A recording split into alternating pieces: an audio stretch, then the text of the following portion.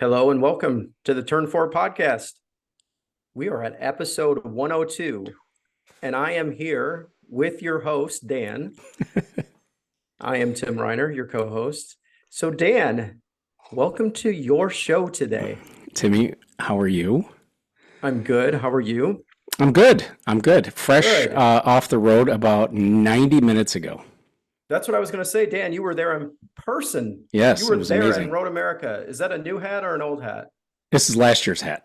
Last year's hat. I Yep. am really surprised by your outfit today. I was expecting a willpower shirt. I wore it. Yeah, I wore it to the race, so I don't have it. I Wasn't don't have it clean. clean. I do not. So we just got home. Okay. Well, I think first, please tell us about your I time was at Road America. And specifically, I want to hear about the listener interactions. okay. So I got to tell you. So the first thing I'll tell you is we connected with the Max, who we adore. Right. We had a chance to connect with. Talking about Um, Charlie, right? Yep, the Max, always, very loyal listeners, and his dear bride Mary Lou, and we had a nice time with them. We spent a lot of time with them on Saturday. It was a lot of fun connecting with them. But I will tell you, the most humbling experience comes on the same day. We got recognized in the crowd That's pretty awesome. walking up the bridge. I don't know if it was the same day. Walking up the bridge, Mm-hmm. or walking through the tunnel, walking up from the tunnel, and I see some dude waving at me, and I was like, he's not waving at me, just waving my way, right? And Yeah, apparently he's got friends over by you or sure, something, yeah, right? yeah, He's like, behind us, hey, whatever, we've been right? looking for you. Yeah, Yeah. it's Road America. Yeah, for sure. Dude was waving at me. He's waving at you. I was humbled to my knees, and humility isn't exactly something that I you know, I really do well with. I could do a little more dose of humility, but it brought me to my knees. It really did. I can't believe Brad from Wisconsin, who we've talked to.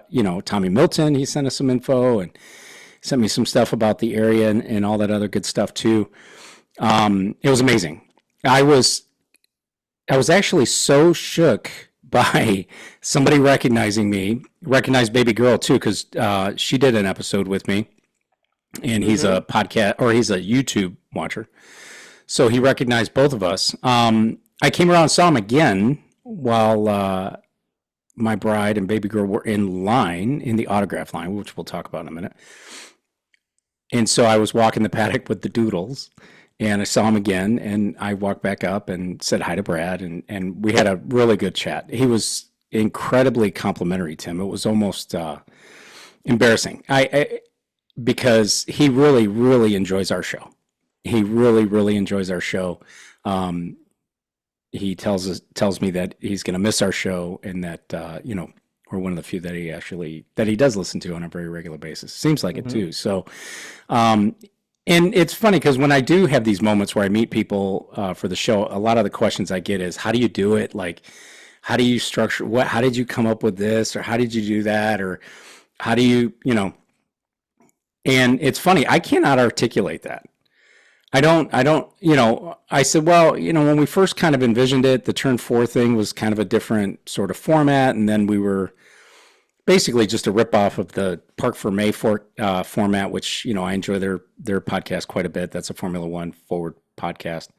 Mm-hmm. They have almost 900 episodes. And then it just kind of evolved to that 4+1, and then, whatever we're at now, right? But Yeah. so that's what that is. So you asked, I got to talk about it for a second. The first thing I'll say is I really wish that I had pursued the trackside camp spot. I looked at it. I looked at it early in the year. The camp spot that I'm at right now, we stayed at this weekend. We've had booked since January. So Okay. we surely could have gotten the trackside camp spot. I don't know why I didn't do it. Um, Next year for sure. Next year, absolutely for sure. That surprises me as well because you were there last year and you I didn't knew do it. better. Yeah. And this year you decided to go off-site. So Right. that surprises me because it looks like it's a great atmosphere for camping, for people to hang out. It looks like a great family atmosphere. So I figured you would be trackside this year, but Yeah. next year. Next year for sure. Um, The thing that I'll say is I was walking with the paddock with the dogs, with the two doodles, and everybody was so friendly with the dogs, right? Obviously. And then even some of the stands. So like the American Legion stand, they had treats for the dogs, they had water for the dogs, and they were so nice about it. The McLaren souvenir trailer, which they had their own, and they were very, very kind about the dog. Hey, do you guys want water for the dogs? Do you guys need anything for the dogs? They were so nice about it. It really, really was pretty cool. I want to talk. So I mentioned that Wendy and Jill were in line for autographs, and they were in line about an hour. They chose a specific line because they wanted to see specific people, and so the line that they chose was the line that also had Augustine Canapino. Oh. And so this is what's funny is when you're looking at it on Twitter, is people are like, I saw somebody tweet out that, hey, word is Augustine Canapino's on the grounds at Road America. Yeah, he absolutely is on the grounds. He was in the first practice, I believe, or no, not first practice. No, he was on the grounds. Yep. Right. He was on the grounds. He was in the autograph line. He wasn't as engaged as the other drivers in the autograph line. What it was described to me was he was looking at something on his phone, like a video, or he was watching something on his phone, so he wasn't as engaged as some of the other drivers. I noticed that he was there. I don't think, to me, from where I was, and I was not in that line, his demeanor did not look any different in that line than it did at Detroit or when I saw him at St. Pete or, anywhere else. So, so it didn't really look unusual to me. Obviously, just several minutes later, right after the conclusion of this autograph session, he's out of the car. Yep. And Nolan Siegel's in that car. So, I just think that was Any just surprise from your end? Shocked at that. It's okay. I guess I don't know how something like that comes together last minute. Like in the hour that he was in the autograph line, somebody was finalizing a deal to put Nolan Siegel in that car for the weekend. Yeah, I think I read something about social media, of course, right? And something about his mental health and what he had experienced over the last week, and then what he had experienced going into Road America, and something that had come up, and it just sort of took his mind off of what was the job of racing, and it was more focused on how do we make sure that we don't put a driver in there that's has his mind elsewhere, driving a car at the speeds that they're driving. And so I think they made that deal. And for those that don't know, Nolan's in Indy next, right? So he was already there participating in that until he got the call up, and then he ended up suspending the Indy next event and just focusing on the IndyCar event. So yeah, I guess, and you look at things leading up to that, right? You have Arrow McLaren pulling their whatever it is, right? Their deal to put stickers on the Juncos cars. Yeah, on the front winglets, the orange was gone. So whatever that interaction is, they ceased to do that since the event. So I guess earlier in the week when that came out, I wasn't overly surprised. I was kind of like, oh, that kind of makes sense. I don't know why I didn't vocalize those thoughts, but I saw it and I was like, oh, okay. And then with Canapino at the track and things going on, they decided to pull him. So I think how late it was is a surprise. That it happened, maybe not, because maybe they need to get things right with that, because it's been going on since last year, right? This is a carryover, in my opinion. Yeah. And so from this standpoint, if you're losing Technical Alliance, losing whatever sponsorship you have, it just says Juncos Hollinger on the cars, you got to do something and you got to right the ship. And so I think it was a good call. I think to your point, do you want to be Nolan getting in that car after people are getting all this backlash for running into Canapino, and then you're the guy that's taking his seat? Is there any backlash there? I don't know. I haven't heard of any, but it's a very interesting situation. Yeah. So that's the thing. I don't want to get too far out of order here, but the Canapino thing is ugly. It's not getting any better. Similar to last year, Juncos is not handling it right. Mm-hmm. They didn't come out strongly. They didn't come out at all. And sort of denounce some of the rhetoric, which let's face it, this happens. It's unfortunate. It's it's more than unfortunate. I don't even know that I have the words for it. It's just unacceptable. Shouldn't be in a case like that. Nobody should have that, spewed in their direction at all. Is Canapino doing enough to try to tamp that down? Nope. Mahunko's the team.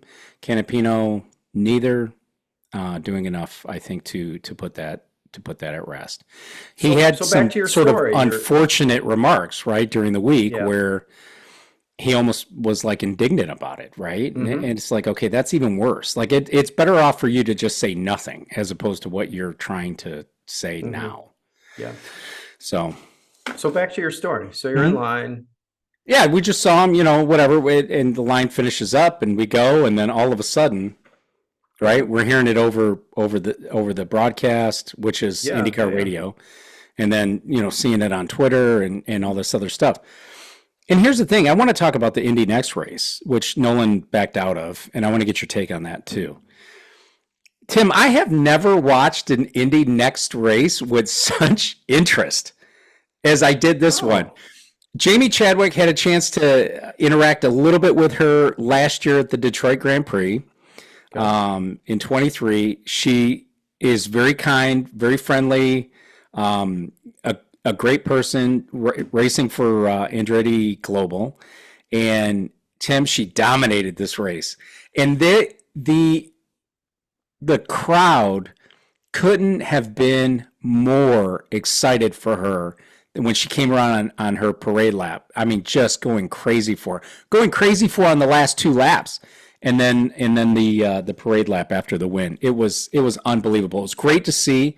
Never been that interested in Indy Next race, and I was riveted to it the entire race. I was dying to see how this thing was going to finish out. It was really, really good. And this was a Sunday morning. Is that correct? Is that when this Indy Next took place? What day? I'm really not great with the date. Was it in the rain? Because that was Saturday. It was not. So it was Sunday morning. Okay. Yeah, Sunday. Right. Yeah, because it was like whatever the schedule is. So I'm so frazzled, dude. I literally just got off the road. You just put the camper away, or is it It's still in the driveway? Yeah. So it's still in the driveway. I was happy that let's talk a little bit about Maggie, because I was happy you sent a picture of your vehicle on your way to Road America. You tagged me, otherwise I would have never done it. I was disappointed you didn't have all the graphics and all the artwork on the windows that Maggie does, because she was very excited about going and having willpower. And she's obviously a willpower super fan. She's always the lady that you see with the big pink hair and the big head willpower. The big willpower head and doing that stuff. So, and as it turns out, it's her cousin who has the big head, Alexander Rossi. Oh, in the field. So they own like a print shop or something. More to the rest of the story. No idea. I was thinking about that on the drive on the way home, because here's the thing, Tim. When you drive for 9 hours in a car with people who read books, you have a lot of time to yourself. You have a lot of time to yourself. Were you just saying your family was reading books? My wife and my daughter. My daughter read 3 and a portion books. Wow. This trip. My wife read 2 and a portion books this trip. Very nice. So not riveting conversation, Tim. I listened to 80s on 8 Top 500, and I listened to podcasts, right? I listened to 7 episodes of the Milli Vanilli, whatever that podcast is about the story of Milli Vanilli. Yeah, and can you tell me what the dogs are doing this whole time? They're just as it turns out, out. Baby Doodle was chewing on her and her big brother's seatbelt. So they're both completely shredded. They both look like, the one looks like a horse's tail. It's completely unwoven like a horse's tail. So Baby Doodle was able to occupy herself just fine in the 3rd row. So the dogs are not reading books; they're chewing on their seatbelts. And you have a lot of time to think, and so you're thinking about these massive. How do you make big heads? I was thinking, God, how do you make a big head? How cool would that be? How do you prop up a store selling big heads? Right? Yeah. How do you make a big head of your co-host? Airhead, right? Big head of your co-host. And so you could go to the Detroit Grand Prix next year and have Tim's big head. I would get one of you and I would be somewhere else on the track. And then eventually, the cameras would come our way and they're like, what are these guys doing? What are these guys doing? Their show was a disaster. They're off the air and here they are yet again. They don't care. They're like, here it is. Let's have a good time. That's so funny. Oh, hey, the last thing I'll leave you with, obviously we went to Barber earlier this year. I do have one more question. And we did talk about Barber being like the Augusta of the IndyCar circuit, and I will second that all day long. Okay, Barber is definitely the Augusta of the IndyCar circuit. Really? Road America, the Phoenix Open. Oh, really? The party, Phoenix Open? Tim. I'm telling you, the people in the party going on during this entire weekend is unbelievable. I cannot believe the motorcycle or the scooters, motorcycles, I saw so many golf carts, bicycles, wagons, dogs, people with big heads, everything. And when you rent your cart or when you have a golf cart at Road America, you decorate the golf cart so you know which one's yours. And even though baby girl says, well, it's got a number on it, we're decorating our golf cart next year. So you can rent from the facility? Yes. You don't have to buy your own and bring it? No? Nope. Wow. That's exciting. So it's the Phoenix Open, dude. It's a party upon parties. It really is. And so that leads me to a question. I don't see you then staying at the track if it's that wild and crazy. Maybe there's areas that... Oh, yeah. Certainly areas. Yeah. Okay. Yeah, right. Certainly. There's a big tent city. There's the rustic camping and all that. I mean, it's unbelievable. Okay. It is unbelievable. So, all right. So my last question about your visit. Next year for sure. Can you tell me about Hinch on the lawn interacting with the fans? It looks like you were like right there. How did that? We were right there. So he was in turn 5, which is where we were sitting. And he was out in the crowd. I have not watched the race, so I don't know what his little thing looked like. His spot there. It was good. It looked really good. Honestly, it was a lot of fun. My favorite part of that whole spot, right?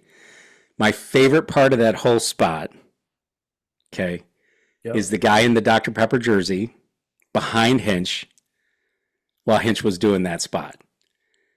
It was a Marco Andretti Dr. Pepper oh my goodness jersey in our colors, right? Mm-hmm. Because and you may not recall this. I only recall it because obviously what I do professionally, right? Mm-hmm. We sponsored the Toronto race for a couple of years. We were big sponsors on track of the Toronto race, and Marco Andretti drove a Dr. Pepper car in Toronto. Mm-hmm. Interesting. So this guy had I also saw Snapple jerseys too, right? I saw a Snapple jersey. Oh my goodness. And I saw a Venom Energy jersey in the crowd too. And that's part of the group as well, right? Yeah, that's part of the group as well. Yeah. Right. Very nice. Didn't see an RC Cola one, so I missed opportunity there. But yeah. But it was pretty cool. I was so thrilled. So I want to see it on TV. I'm hoping. I'm sure that guy's on TV because I spotted him before I spotted Hinch. I missed the Dr. Pepper. I did see Hinch because he was the one talking on this channel, but it is what it is. Right. All right. So coming back to that. I think we got one more thing of news before we get into the actual event, right? Go ahead. The Meyer Shank news, right? That happened earlier this week. Tim, Meyer Shank. Where else would a young man take a picture announcing his return to IndyCar, but in front of his garage door? I love it. I thought the same thing you were thinking when you put your post out there. I was like, is he just... No way. He's standing in front of his garage door and someone said, in front of his garage door. We're sending this to you FedEx overnight. What do you had on? Here's your shirt. Yep. Here's your shirt. Take a picture in front of you somewhere that looks nice. Had the copper fit glove on too. So, hey, we're trying everything we can to get that wrist in order. Yep. So if it works for Brett Favre, it's got to work for me. I think it's a great move by Meyer Shank. It's excellent news. Great move. Excellent news. Gives him really an easy chance to give him a nice tryout, and they don't have to worry about rookie and whatever else. So it gives them a chance to give him a nice tryout, and we'll see how it works. Yeah, I think it's really cool. I think it's really cool for him. I'm glad to see him over there. I really am. Me too. I think it's a great fit too. I think that team dynamic is much better than where he was going to Arrow McLaren. So that's I think it's a great. I think I just mean his demeanor, his personality. I think with Meyer-Shank and that organization sure. fits better. Yep. That's all I'm saying. I'm not saying it's a better ride. I don't. Yeah. believe No, it is. I just think it's a good spot for him. He embraced all of that crazy social media stuff that Arrow McLaren does. And he's okay being kind of a jester, right? He doesn't take himself very seriously. He did really well in those. So from that perspective, I thought he fit in real well. I see Arrow McLaren as being very cutthroat, right? I do too. And I don't see him being that. Yeah, no, he's not a cutthroat kind of guy. So I don't see that fit. I do see the social media fit, but if he can take that social media demeanor and go with Meyer-Shank on that and enhance their social media, they could get a really good following between Felix and himself. Yeah. I think it's a great team. Totally agree. Great match. Totally agree. Totally agree. Yeah. 100%. So I know you're trying to take over the show, but I'm still going, Dan. Give me a second. It's your show, Tim. Well, no, it's your show. We're just getting through episode 102 here. So do you want to talk about Friday at all? Practice? I know practice doesn't matter. It was very interesting. Pelot takes the top spot. I actually watched some of this. I don't know what I was doing on Friday that I got to watch a little bit of it. He takes the top spot. I think the bigger news, and it's interesting. You haven't seen the show, but in the interview, he goes, it's practice one. It doesn't really matter. All right. Everything you say about practice doesn't really matter. We talk but about of course practice, he was happy with it. I think the biggest news is Grosjean comes out, hits the wall, destroys his car, misses all of Friday practice, right? That turn 13 was rough for some folks. Talk was trying to find the track limits, right? Here's the thing. What was he doing? Look, I'm a soda pop salesman, not a race car driver. But even then, it's like, what are you doing? First lap, first day, track is green. What are you doing? What are you doing? It was his first hot lap. So, the start finish for practice is prior to the actual start finish. Yeah. And so you're trying to get a good lap in there and off you go. I don't know what he's doing. I actually thought it was brake failure until I saw it on the big screen. Like. Yeah. And then I saw it on the big screen. I'm like, oh no, he's totally locked up. Yeah, he's totally locked up. The way he went straight off, you would think, oh, something failed, but just too hot. Yep. Too hot. But it's interesting when you look at those practice times, they were off a second or two from last year because of the new surface, right? The new surface was brand new last year. It's obviously a year old this year, but it's lost grip. And so we've also lost grip with the tires too, because the tires are harder in anticipation of the hybrid, which is why Detroit was a mess. Yeah, the sidewalls are harder. I think the compound was the same as what I heard. Can I talk about Detroit there for a second? Because, I always wear my Detroit hat when I'm walking around these races, as you know. Please do. Everybody was compelled to tell me how terrible a race Detroit was. While you were at the track? Mm-hmm. And then I couldn't help myself saying, everybody thought it was okay last year. And then I ran into a guy. Who was talking to a guy about Detroit, and that guy said Detroit was a bleep show. That guy he was talking to is actually a very connected guy. And so I take him kind of at his word, but get over it. The racing was good 2 years ago. Racing was better 2 years ago. Was it good? No. Is the track too short for those cars? Yep. Get over it. Sorry, had to bring up Detroit. Sorry. So we saw some issues in practice. A lot of people off the track. I think that's all we really want to talk about Friday. I think there were just two big stories on Friday. Right. But here's the thing. So let me ask you this. So going back to Friday and the Siegel thing, because this is where Nolan Siegel made a decision, him and his group or whatever, his parent, whatever it is, right? He decided not to do the double over the weekend and just focus the effort on Juncos. Question for Timmy. Okay. Double. This sounds like a right or something. The double. So would you have done both races, or would you have told Juncos no?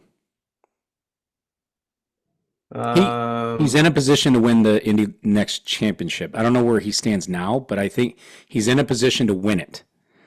Would you have told Juncos no, or would you have done both? Or done what he did? Just did Indy? I think I would have done what he did. I think it's okay you're going to the series you dream of being in, right? Is he? I think from that perspective, you make the move, right? So you missed the Indy 500, right? You're the last guy, the 34th guy, so you don't get to do that. It's your first IndyCar race, if you will. I think you jump at that opportunity, and if you have to move on and say I'm going to focus on this, yeah, you do it. I wouldn't change that move. There's a part of me, again, I don't do this for a living, right? And there's a part of me that says I would have either done them both, or I would have been pretty comfortable telling Juncos no, because of who it was. It's not like he was pinch hitting for Kevin Simpson in a Ganassi. Mm-hmm. Right? He wasn't pinch hitting for somebody in a McLaren. He wasn't pinch hitting for someone in Andretti. Yeah. Right? So for me, I look at it. I know, but exactly. I get it, right? I get it. I'm just looking through. So Grosjean's 16th in points. Currently, Canapino's 22nd. You know. Mm-hmm. I don't know if I would have. Yeah, I don't know if I would have risked my Indy Lights championship for that. Well, he drives for what, HMD, right? Do I have that right? Yeah, I think so. Yeah. And they put out an announcement, almost saying that they backed it up. Yeah. Yeah, like supporting it. So I think you got to get the buy-in of them too. If they were like, "No, we really want you in this," then of course you tell Juncos, "I've got to do both, or I'm just doing my duties that I came here to do." Yeah, it is HMD. Yep. Yeah. So qualifying, interesting, like moving to Saturday, I think with the rain, made it a very interesting session. How was it from your standpoint being at the track, right? There's if you look at it, you have in the Fast Six, you got two Ganassi cars. Right. And if you didn't watch anything and I said there was two Ganassi cars in the Fast Six, which two drivers would you pick? Palou and Dixon. Exactly. And those were not the two that were in there. It was Linus Lundqvist and Marcus Armstrong. Couldn't be happier for both, right? Me too. You're an Armstrong guy. I'm a Lundqvist guy. I couldn't have been happier for both. Mm-hmm. Couldn't have been happier for how that worked out. And then you have your usual suspects in there. You got Colton Herta. Maybe you got Kyle Kirkwood. You got Will Power, and you got Joseph Newgarden in that group, right? So those don't come as a surprise. No. The surprise, I think, was the wreck. Well, that surprise carried over to Sunday. Yeah. That's terrible. So let's talk about Joseph a little bit in qualifying. Big hit, 95 Big hit. Yep. Walks away like nothing happened, right? Yeah. Goes to the testament to the cars, but you get off track just a little bit in the wet when you got slicks on, which would happen. You drift to the left a little bit, you get those tires wet. Boom. Off you go. Yeah. And that was his ears had to be ringing. I can only with that hit, right? I wouldn't have been surprised to see that they would have had to take him out of that car. But that was rough. That was a scary hit, man. That car was right. They had to wheel out a backup. Yeah. They put it back up. He said all three teams worked on the backup to get it ready for Sunday, in which they got it ready and they got it ready in the right way. So from that perspective, it was interesting that, the teams came together, and I think that's what just Penske does, right? To your point, it's scary hit, and I'm super thankful it stayed on all fours. Yep. Went into the wall there because, you go through the grass at that speed. If you hook something, you're in trouble. Yeah. I don't know why I was thinking he was doing that. So go back to Saturday for a bit. So practice, we watched practice 2 in the wet. We watched practice 2 from the Corvette Corral with the Max in turn 3. Looked amazing. What's that? Herta looked amazing. He did. He looked great. Car control, 2 seconds up on the field at one point. No one could touch him on the wet conditions. Yeah.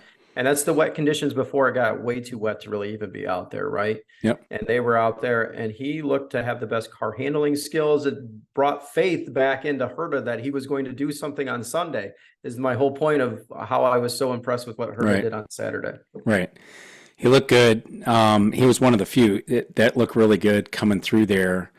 Turn 3, we watched practice 1, had more spray than what you would think, right? Because it was on and off, a lot of rain, but it was more spray than what you would think. And then as they crest the hill, what they call Turn 4, which is really not a turn, and it's right there, that Sargento Bridge, you could see a big plume. So there was some drainage coming on, and that's where they were hitting a much bigger puddle of water. And then that comes down into 5, and then you come through. So fast forward from practice to qualifying, we were back in Turn 5, which is where we watched the race, which is where we watched qualifying. We walked up a little bit up into the woods, so we were against the fence as they were coming down into Turn 5. So kind of cresting the hill right at the... You were right by the bobs. You probably have no idea what I'm talking about. No idea what you're talking about. So we were at the 200 feet breaking point, the 200 on the fence is where we were. Even watching Herta go into Turn 5, Herta and Palou looked the best through that Turn 5, like able to trail brake and kind of like get in there and pull through there. So it was no surprise his car was really, really good. It was no surprise because he was really good, and it was still wet in that qualifying session to start with, and he was still really, really good through there. So his car was hooked up. Yeah, because it was wet all the way until the final fast the six. Right? That's the first time they six. got on slicks, if I'm remembering the event correctly. That's correct. Which is amazing, right? That you get to that stage where you think maybe in qualifying session Q1, I guess, what do we call it? Q1, I don't Q2? know. Formula One, I keep wanting to call it right. I know, I want to call it Q. Anyways, in the first qualifying session, the second group, I thought it was going to be dry by then, but I think it was still raining and stuff like that. Still and raining, it went all the way, even the Fast 12 still had enough rain. And then finally in the final one, the line dried. Everything else is still wet. So you go offline, you're in trouble. And that's what happened to Newgarden. Mm-hmm. Big surprise though with Lundqvist and Herta. Yeah, so we're on to Sunday, right? Yeah. Or were you still on the front row, first qualifying. I believe I heard he had not qualified better than 17th. Until qualifying on pole at Road America. Yeah. Timmy, when was the last time a Chip Ganassi racing driver qualified on pole at Road America? Was it Palou last year? I have no idea. Wrong.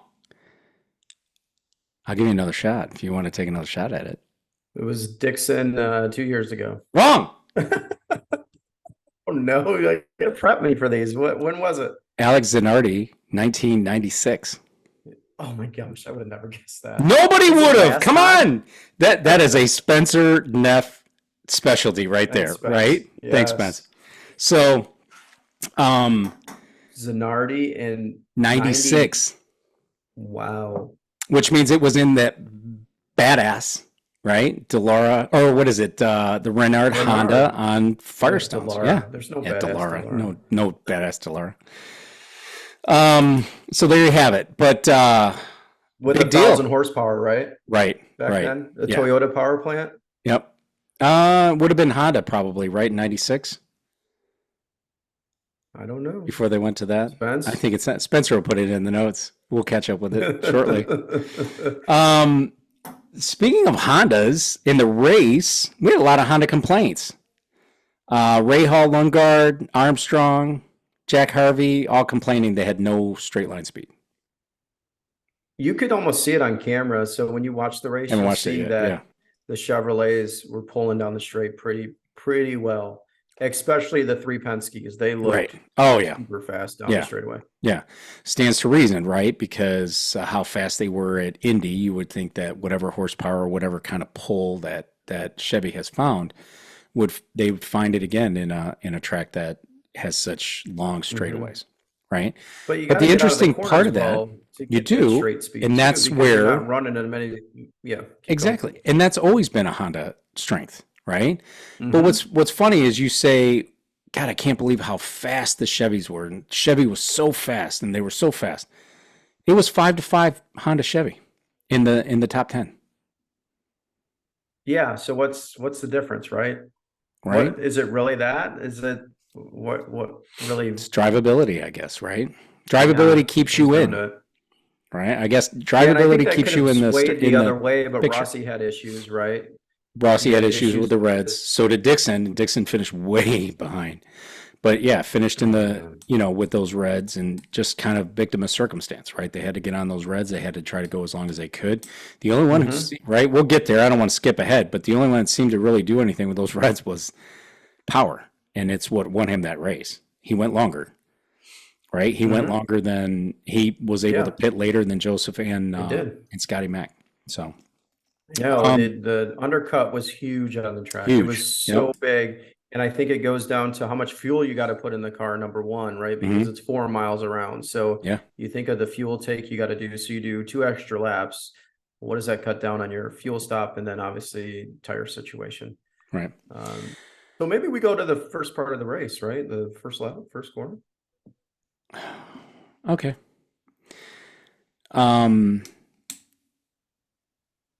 I couldn't have been more gutted for Lundqvist starting on pole, not even getting to turn 2, which is really not a turn. But he didn't even get to turn 2. He's out. He's got a spun out Colton Herta with him. Mm-hmm. Colton was spun by Newgarden. Mm-hmm. Racing incident or not, Tim? That's a racing incident. I Like you haven't got to check I've only up seen because it. there's Yep. cars in front of you. Yep. There's I'm no on- penalty for Newgarden ever. Even though Newgarden's on the gas, he thinks everybody's accelerating. You can't see Nope. around Herta. Herta sees everything in front of him. That's just a normal Yep. incident there. There's no penalty. But you know who's crying about it? Colton Herta. Herta. Yes. I see it exactly like you do. I think it's a racing incident. It's an unavoidable contact based on the Yeah. incident that was happening in front of them. It wasn't like he triggered it, right? Mhm. He didn't trigger it. It's what happened in the midst of this spin by Lundgaard in front of him. Yeah. I don't see that as being. I don't see that as being that. I think that this is, in my opinion. I think that it's my show. I give you my opinion, the whole damn thing.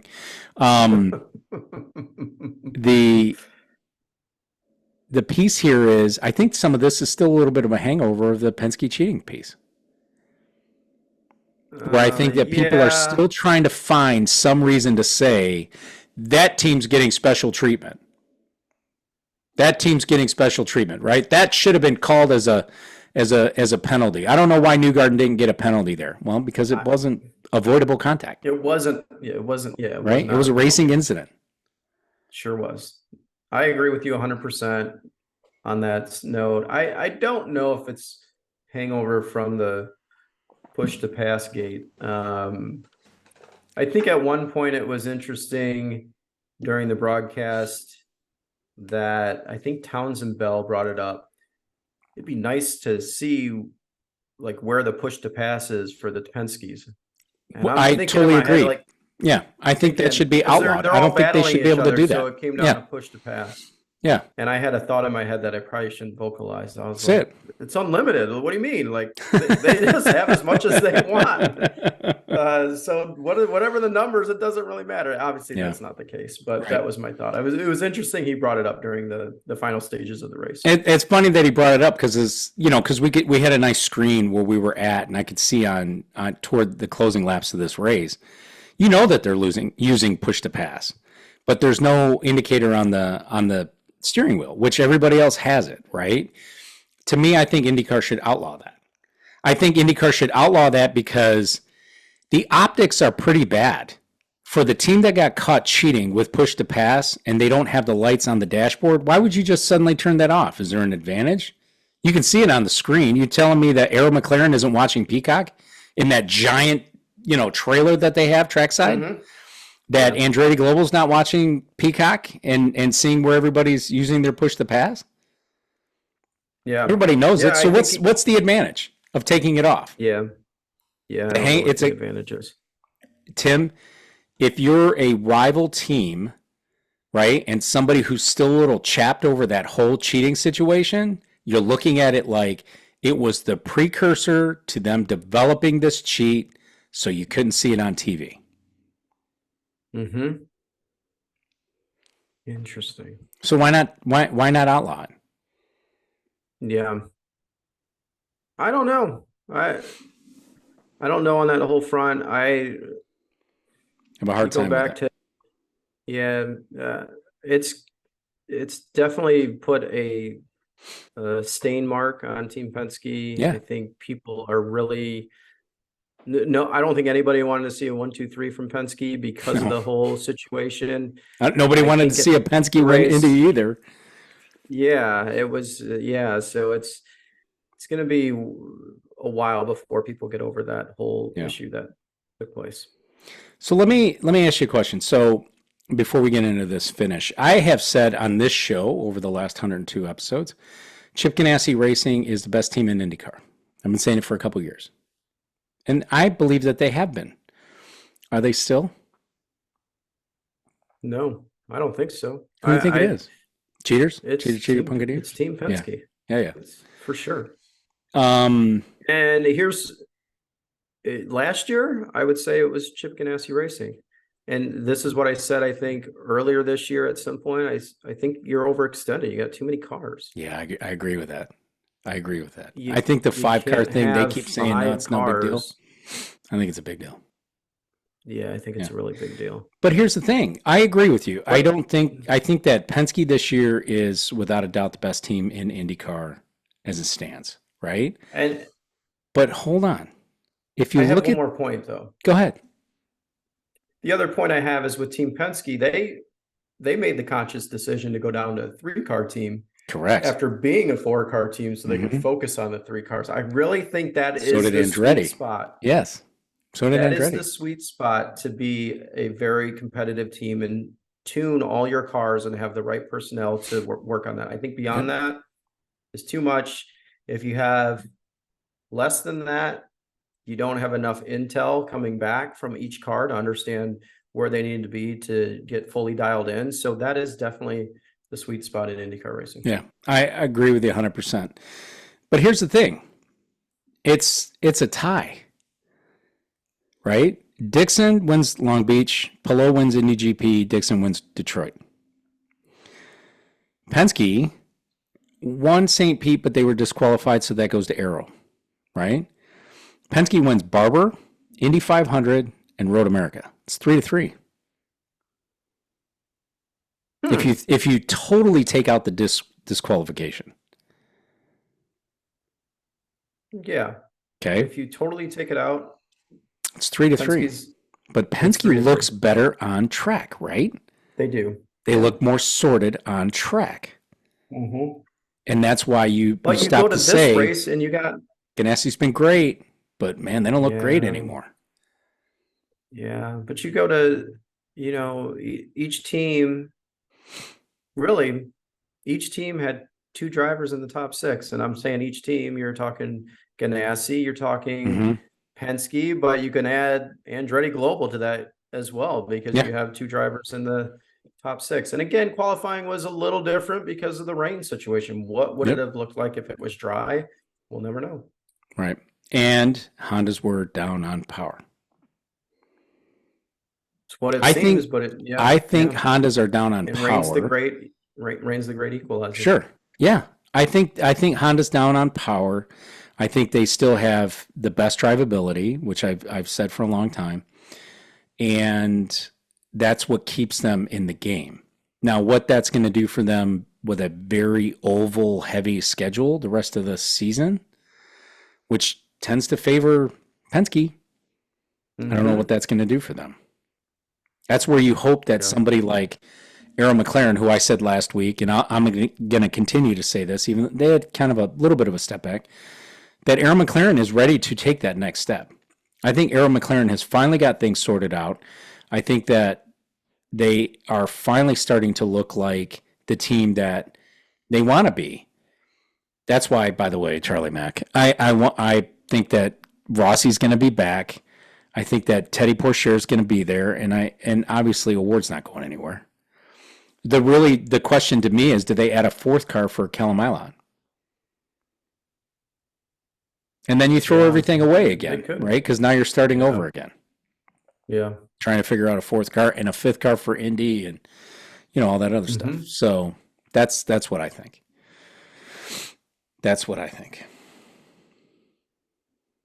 Well, yeah, and then you look at the drive. Can we talk about driver standings with relationship to power plant as well, right? Not yet. So Will's not yet. All right, we'll wait. Not yet. Let's talk about winner. So Team Penske sweeps the podium. 1, 2, 3. Will Power takes the win. First win in a couple of seasons. Tim, you and I saw Will's last win at the old Belle Isle circuit, Detroit Grand Prix. We were there. We were there. We were there at the fountain celebration and the whole schmear. Mm-hmm. TV camera caught the back of my head. That was the first time I ever saw the back of my head. Yes. Being as thin as it is. Power led 9 laps. Newgarden led 10. Can we talk about the pass for a minute? You know what I'm talking about, right? This little, and I know, we got podcast listeners that are not watching on TV. This Shaka thing, that he gave to McLaughlin as he was passing him. Yeah. Right? And just Tim? to add the lap leaders, McLaughlin led 18. But the most. The little. Yeah. This Hawaiian Shaka thing or whatever. I don't really know. Here's the thing I'll tell you. I think it's an ick day move. Because I think Joseph Newgarden's kind of an ick day. Yeah, we've all talked about that. Yeah. Well, we haven't talked about it on the show, but not really. About it. Yeah. Last show. Who cares at this point? Yeah. I think, but here's what I will say. I think without his bus bro, I think that Scott McLaughlin almost makes me feel like he's on an island on his own. Because I think Will has always kind of operated on his own, and with Newgarden kind of just being but something's I don't wrong care there, anymore obviously. or whatever. Right. I feel like it's Scotty Mack kind of on his own. Yeah. Well, there's been a lot of talk about the podium and what took place and what didn't take place with regard to the 3 drivers and all that good stuff. Tim, so you're saying now like Joseph and Will are now like buds and no. That whole helmet swap thing was a great big bologna sandwich fed to you by Team Penske to try to make things look like everything is okay. Because they know as well as everybody else that the optics are not good and that this team dynamic is not great. Yeah, that's not good at all. And they know it, right? So they have to try to do something. Here's the thing. Turn on your push-to-pass lights. Okay? Turn your push-to-pass lights on and, try not to feed any of these manufactured PR events down anybody else's throat and just go out there and compete, right? Make sure your people congratulate each other for winning the race. Make sure that they actually look engaged in what everybody else is, Yeah, I agree. Everybody else is doing. You saw everybody else at Chip Ganassi come to the P1 celebration for Linus Lundqvist. For Linus, yeah. Right? Which, by the way, dynamic. If I ever see Chip Ganassi at a race, I want to ask him to slap me. Because have you seen the way he slaps his guys when they do something good? I just want to get a slap by Chip Ganassi. I did see that, yeah. Just slap me right across the face. Right. But everybody was there, genuinely there. Mm-hmm. I don't know if I saw everybody, but I saw a majority of them. Right? Maybe it was I don't think you'd see something like that from a Penske team at this point. No. Do you? No, it reminds me of when Rossi was at Andretti and the dynamics were really bad, right? So it was weird. Yeah. When Grosjean and Rossi and Herta and so on and so forth, it was just a bad dynamic. So some bad blood somewhere, because you look at last year and Joseph and Scott were, best pals, and then something fell apart really bad. Right. So Scott got too good is what it came. So do I. And I mentioned it on this show and said, the more Scott McLaughlin keeps going out there saying, I want to be the best Penske in this championship, I want to be the best, is going to piss off Joseph Newgarden more than anybody. Because I think Will Power's feeling is a very old school feeling. That's fine. I don't go out there and talk. I just go out there and race. right? Yep. And if I finish ahead of you, then that's how this works. If I don't, Yep. then, oh well, I'm not going to talk any game. I'm just going to go out there and race. And I think that Newgarden is a little bit fragile with that, on top of the collapse that he had in that championship last year and then lose to your bus bro. Yep. Am I surprised that it's like this? Not at all. Not at all. No. Not at all. There was a picture of Scott McLaughlin's happy 31st birthday, Scotty Mac. There was a picture of his celebration with some drivers. There was one guy missing from there that I guess I wasn't surprised. He was missing, but I would. No. Joseph was missing. There was. He was. But, he might have had something to do. He was polishing his Borg. Or he was going to McDonald's to get his food. I don't know what that whole thing's about. Me neither. Who cares? Trying to be a man of the people. First through third, Penske, congratulations. Da salut. Palou, fourth place. Your driver wins. You had to be excited. Can you tell me about your excitement? He's not who I picked. I was wearing the jersey. I was so excited for him, but he's not who I picked. I really did. Overall, like if you just go as a fan, he's your guy. He is my guy. Absolutely. In and 100%. out. You ran into him at the airport, right? I did. I couldn't help myself. I was on the phone with Wendy and I was like, I'm going to say something. No, I'm not going to say anything. I'm going to say something. No, I'm not going to say anything. I went and said something to him. And he was the nicest guy. He was so nice. You want to tell this story or no? Or do we have time for this? That's the best I can do. Here's the story I do want to tell. The story I want to tell is you and I, our first press event, Detroit Grand Prix, several years ago. We got approved for press credentials. We went to the media luncheon on that Thursday, right? Yep. And we're both standing there, absolutely pitting out. And like, I don't know what we're doing here. I don't know why we're here. They're going to find out we're frauds, and they're going to send us home and take our credential, right? Get us out of here, right? Bud Danker is going to take us out of here. It's not the first Bud. It's the sockless Bud Danker is going to throw us in the river, okay? So we finished the luncheon. They got a thing. They're all talking to us. And then it's time for media to go start being media and start taking people aside, right? Bruce Martin's doing his thing. Marshall Pruitt's doing his thing. Nathan Brown's doing his thing. You and I are still absolutely drenched in sweat, shaking in our shoes, right? Looking for a change of shirts and T-shirts, right? Who walked up to us and started talking to us? The guy who won the race, Will Power. Right? Yep. Saw that same look of fear in our eyes, right? From absolutely an introverted guy. Looked, and I'm anything but, right? And he walked up to us and just started talking to us. You remember? It was the nicest thing in the world, forget right? it. Nicest thing in the world. Fast forward to a couple of years, 3 years later, whatever. I saw Will Power in the airport after thermal at the Dallas airport. I was waiting to come home. I never fly American, but I was flying American home. We were delayed. I never fly American. And so saw Will Power, mother-in-law, wife, and son. They all went to the potty. Will was waiting around for him, and I thought, here's my chance. So I walked up to him, said hi, just started chat. I didn't say, I do a podcast. I'm so happy. I just went up to him, just started talking to him. I talked to him a little bit about thermal. I told him I was a big fan. I told him I was a fan since Aussie Vineyard days. I said, I've been around a while, everything else. So I couldn't have been happy. And he was so nice. Was super cordial, right? Super nice. Super nice. Yeah. Super nice. Because he could have easily been like, hey, dude, I'm with my family. Catch me on track, right? Yep. But he was super nice. There you go. So this show has gone off the rails. I don't even know where we're at. He's a good dude. Absolutely, great guy. Alex Palou finishes fourth. That's a Palou thing. Is how it works. Kirkwood fifth. Herta sixth. Herta the Cryberry baby finishes sixth. Tim, I've had enough of that. I really have had enough of the Crybaby. We talked enough about it. But here's the best part. Kirkwood fifth, Herta sixth, Ericsson ninth, right? Ericsson 2024 2.0 finishes ninth. All three Andretti cars in the top. What did you say? They pulled back like Team Penske did. Got all three cars in the top 10. Look at these results, yeah. And you got to give it to Crybaby Herta, as you call him. Yeah, for 5 stops. Coming back after the first lap incident. And 5 stops he's got, I'll call it right? the back of the pack. Yeah. 5 stops. It's interesting when you look at the flow of this race. He pulled the power.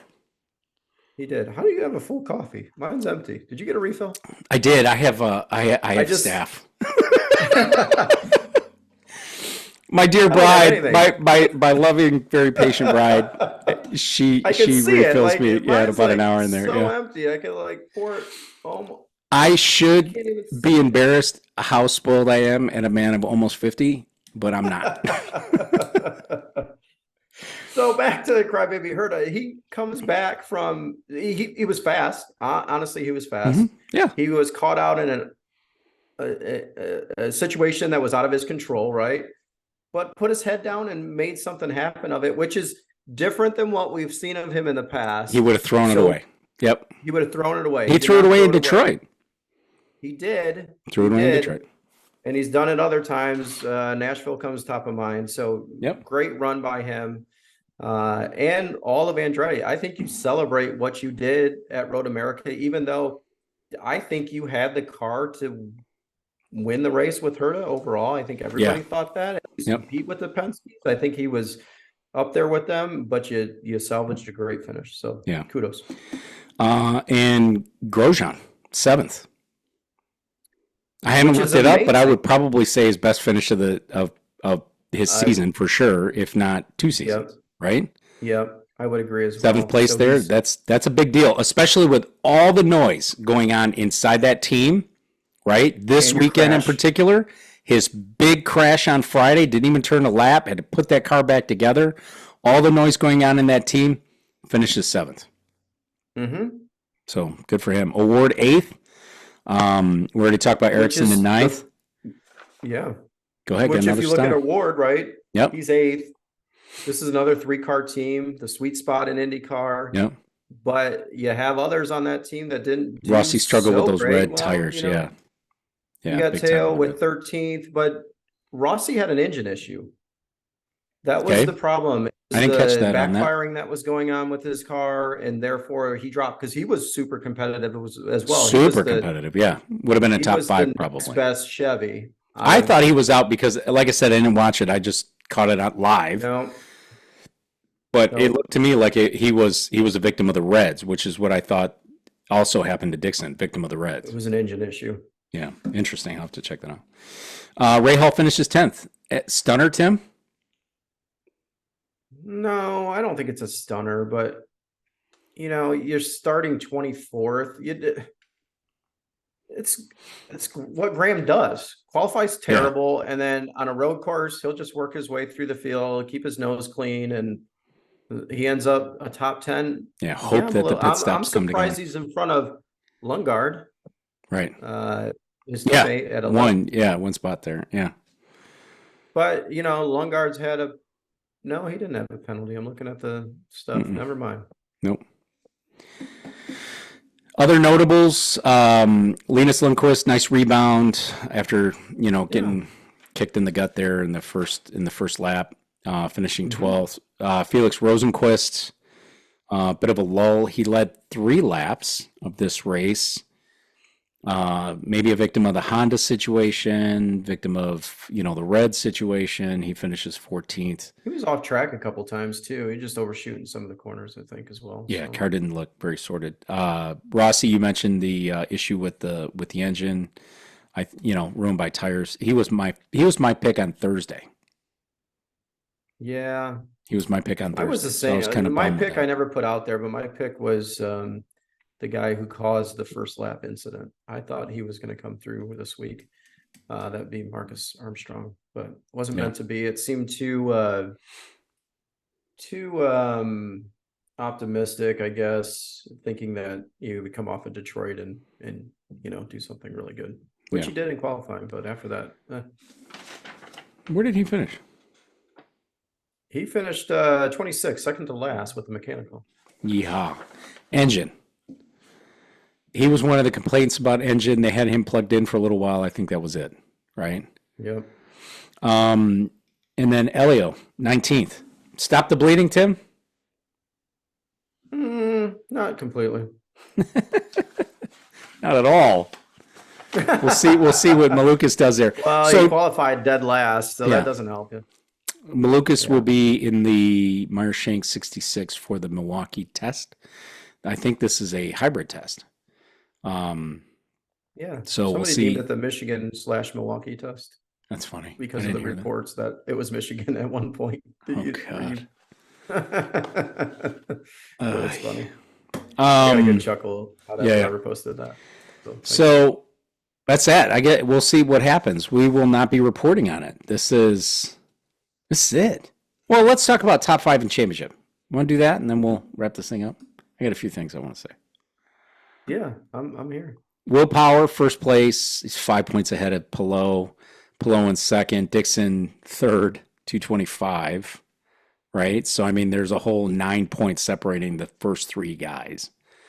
Then you fall off from there pretty good. 41 points behind his award in fourth place. Scotty Mack still, right, beating his Busbro in fifth place, but Busbro was climbing out of his situation where he lost all his points after his disqualifying at St. Pete.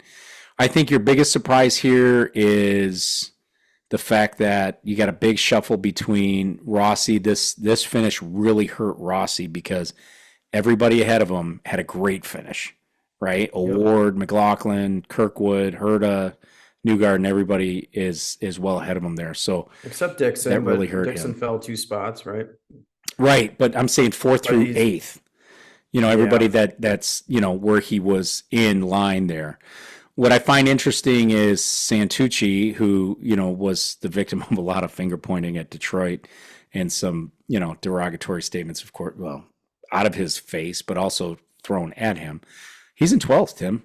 And he's, you know, he's ahead of Ericsson, and he's, you know, just behind Lundgaard. So, he's ahead of your guy, Armstrong. Yeah, so, you know, so that's Graham, interesting. Grosjean, BK. BK continues to be a bit of a disappointment. I don't know. I don't put that on that team at all. I don't put that on him. I really don't. I'm willing to give him a pass. I think that team's just not sorted. I'm going to sneeze at some point here. Uh-oh. What do you want me to talk about while you sneeze? I ain't got it, so it didn't come out. All right.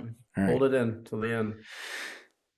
Timmy, this is it for us. So, yeah, well, who do you got for the season since this is it for us? Who knows?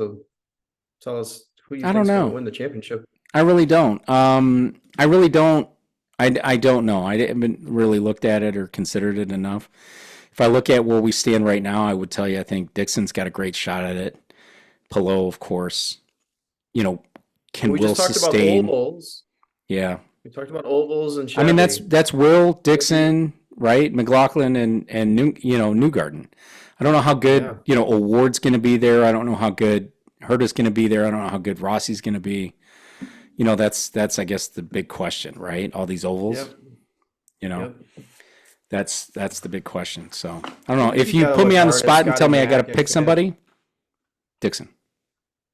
Yeah, if you do the same thing to me, I got Scotty Mack coming out of 5th and going there, or I got Will Power holding on, but because they're driving virtually the same car. Yep.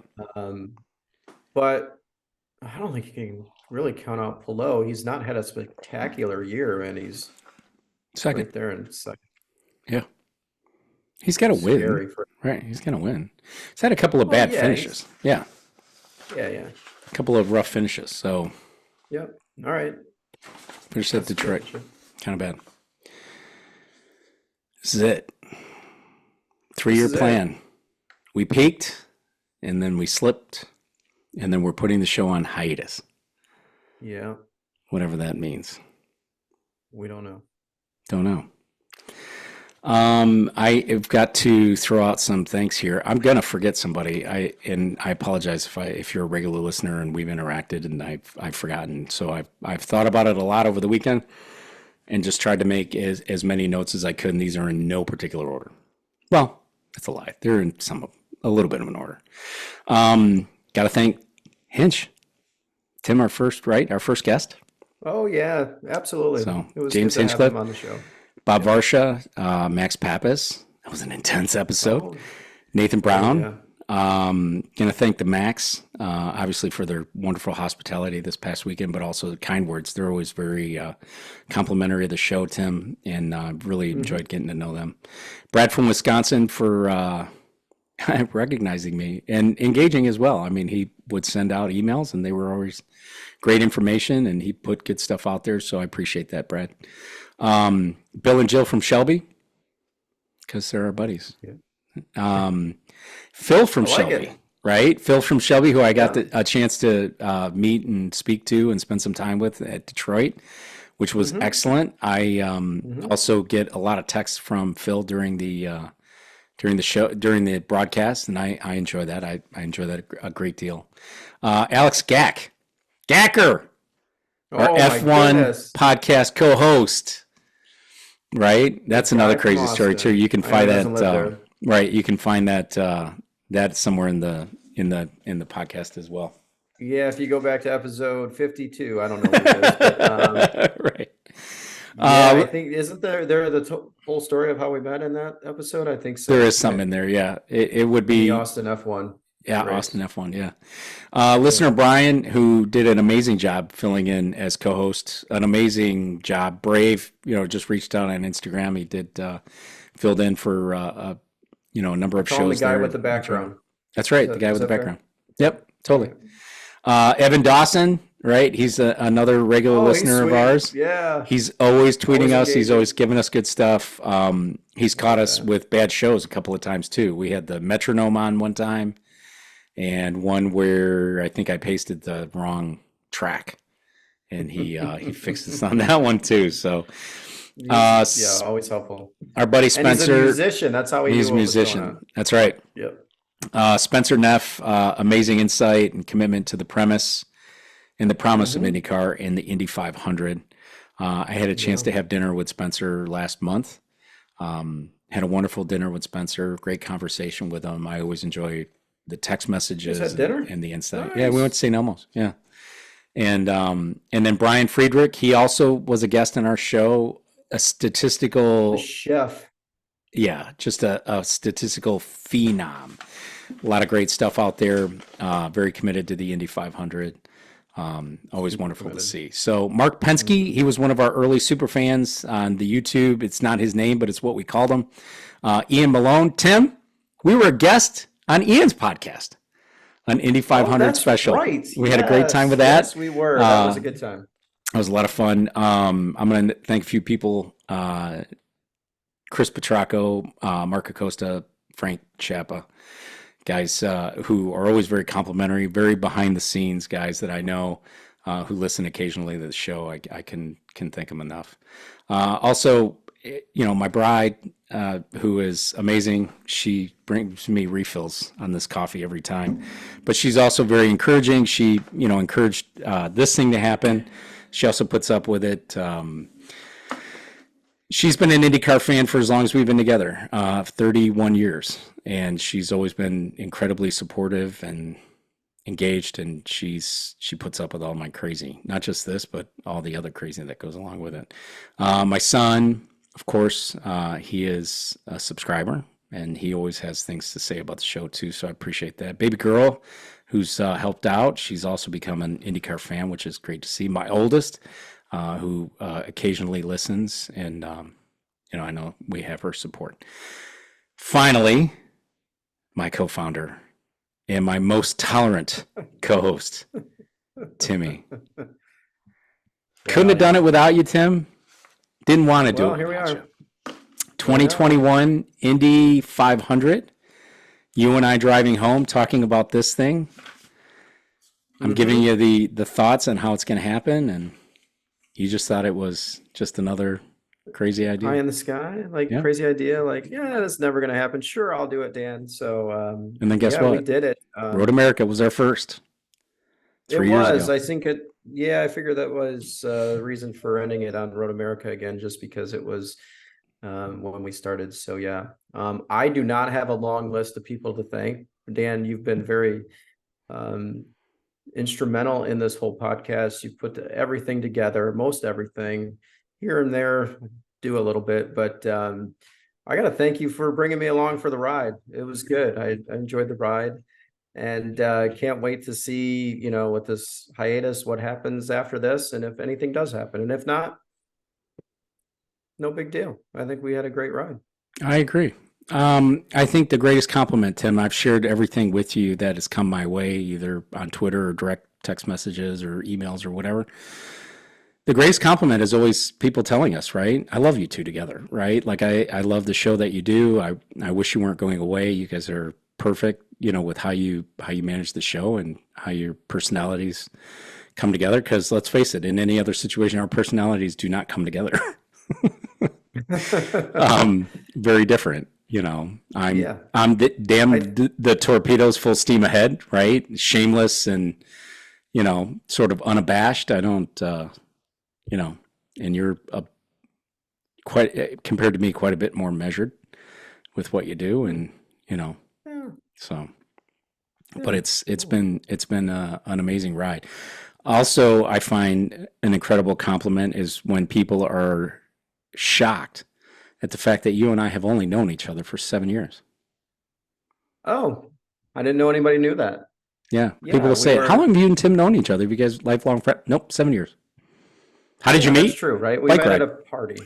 Well, we Met at a party, initially, and then we did our bike ride. and then we did a 300-mile bike ride. Yeah. And since then, it's been history, right? When you're doing 300 miles on a bike, when you're new to cycling, this is not a motorized bike. This is pedaling.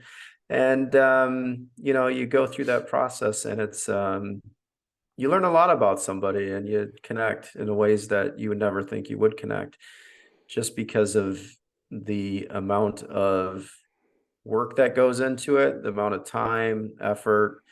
Yeah. And We did not train together. We did not do any of that. We did not turn a wheel together until we showed up, right? Yes. Until we showed up, and then we got stuck with each other. Yeah. Well, You got stuck with me. But I think and it's interesting, so this journey, I think it's kind of funny. We should talk about it as long as people want to listen. But I think it's funny because, you go 250 miles up north, whatever the number is. You go up north, and then you cycle all the way back down. This is the whole state of Michigan, folks, except for the UP. If you don't know Traverse UP, City to Marshall, Michigan. We rode a bicycle, Traverse City to Marshall, over the course of 3 days. So we're on this team together, right? miles. And our Yep. team's 6, 7, 8 people. But I think at the end of the day, a mutual friend got us involved in this, Mhm. right? So we went up there. Bill from Shelby. And you guys ride the bus, and you know me, I don't like to be confined to a space for a long time. And I'm like, I'll just meet you guys up there. Right. So I don't think I saw you guys to the morning of the event. And I don't think I lost sight of you until we departed in Marshall 3 days later. Yeah. Yeah. Well, at that time, right, the first one was we finished at Michigan Speedway in Brooklyn. Oh, that's right. We did. The first one, yeah. MIS, and we Every rode the other track. time it was Marshall. But yeah, we finished at MIS, that first one. We rode on the track, right? They loaded us up kind of off between, more on a little closer to turn 3, and then getting onto the back straight, and then come around, and then we finished at the finish. Yeah. Yeah. It was. Had a little party on the infield. Sure. It was, it was good. It was really good. I've enjoyed getting to know you better. We've traveled together. We've gone to these races together. We've done, all these things, and getting to know your family and your children, and I'm certain that they then think, now I'm just as insane as I've ever been. My favorite part is making you join the back of the Indy 500 escort line, the police escort line.